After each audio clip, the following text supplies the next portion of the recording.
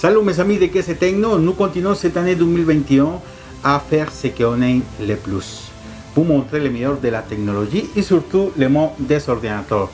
Aujourd'hui, on va parler d'un sujet très intéressant et très important aussi, et on va voir quelles sont les différences entre les disques durs et les SSD ou les disques durs électroniques. Avant, je vous invite à vous abonner toujours en activant la petite cloche.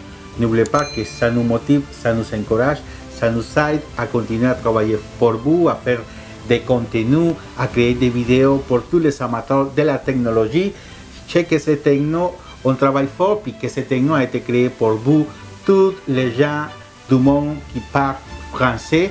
On fait ces chaînes, est fait ici au Québec, au Canada, mais est fait pour tous les francophones du monde.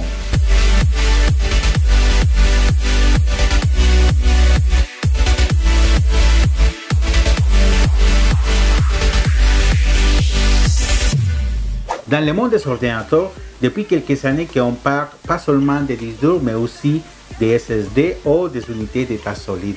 C'est pour ça qu'aujourd'hui, on va faire une vidéo pour vous montrer ou pour savoir un petit peu plus par rapport au SSD et les différences qu'il y a entre un SSD et un disque dur.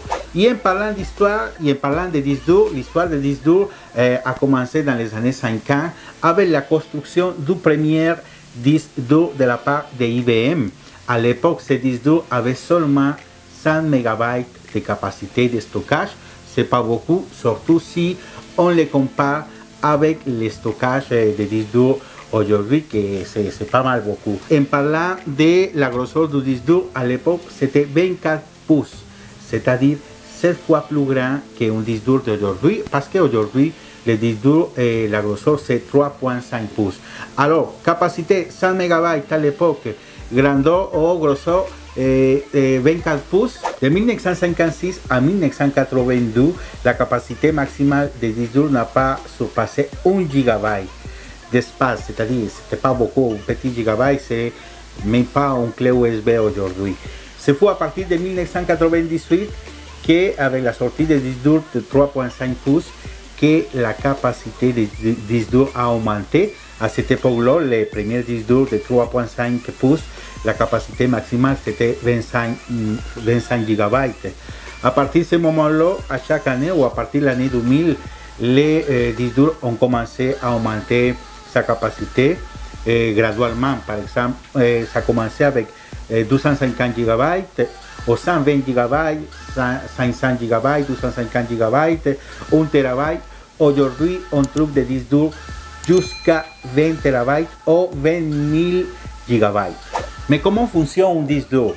Un disque dur, en principe, a des pièces mécaniques.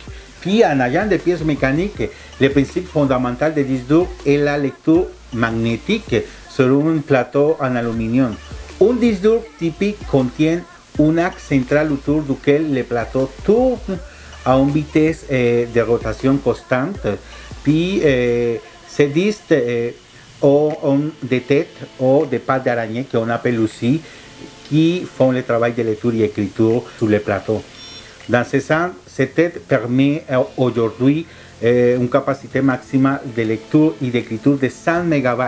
L'histoire des SSD ou des unités d'état solide est plus récente. C'est dans l'année 2000, avec l'apparition des notebooks, qu'on a commencé à utiliser les SSD. À l'époque, la capacité maximale d'un SSD était de 2 GB. Aujourd'hui, on trouve des SSD jusqu'à 6000 GB, c'est-à-dire 6 TB. Contraire au disque dur, les composants des SSD ou des unités d'état solide sont 100% électroniques, ce qui permet de développer des vitesses entre 500 MB et 7000 MB, c'est-à-dire des vitesses extraordinaires. Si on compare ça avec les disques durs, les SSD sont plus rapides, entre 5 et 70 fois plus rapide qu'un disque dur normal. Chez les SSD, on peut trouver plusieurs types. Par exemple, les 2.5, c'est le format classique et le plus utilisé. Les mSATA conçus pour les portables les très fins, les plus petits. Et aussi, on trouve les M.2 avec sa variante NVM, plus mince et plus rapide que les mSATA.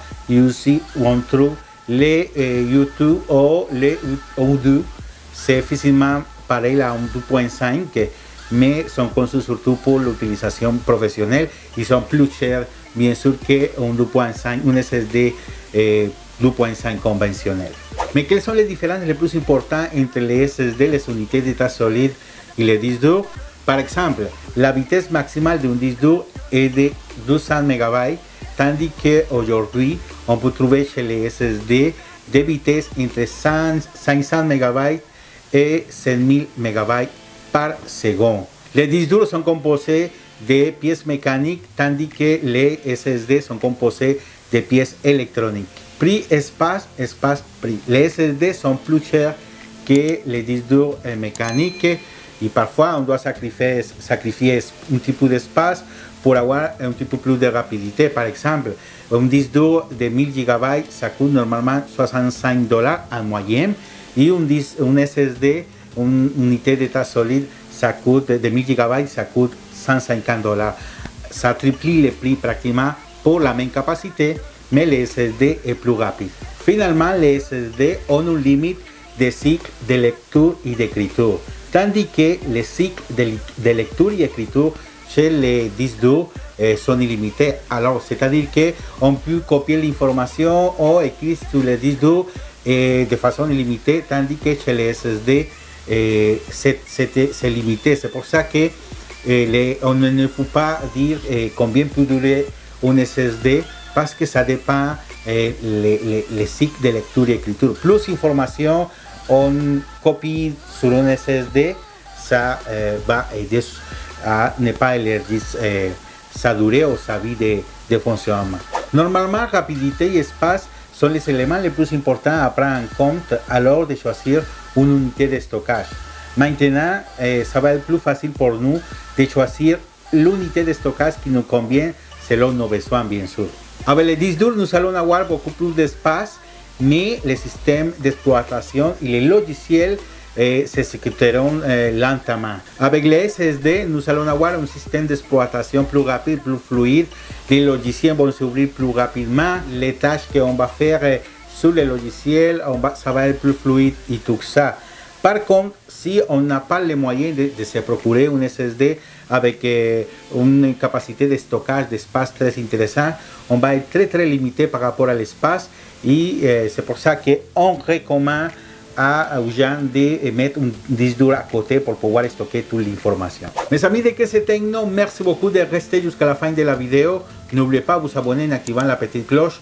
N'oubliez pas aussi que chaque fois qu'une personne s'abonne, ça nous motive, ça nous aide, ça nous encourage à continuer à travailler pour vous. N'oubliez pas aussi de nous suivre sur nos réseaux sociaux, Facebook, Twitter, Instagram. Un petit like, un petit j'aime si vous avez aimé la vidéo, parce que pour nous, il est important connaître aussi votre opinion. On vous invite aussi à commenter la vidéo. Est-ce que vous aimez quoi plus, les disques durs, les SSD? Pensez-vous qu'encore les SSD sont très chers, qu'il faut baisser le prix des SSD? Alors, on aimerait savoir qu'est-ce que vous pensez par rapport à ce sujet-là. Merci beaucoup, mes amis, encore, et à la prochaine.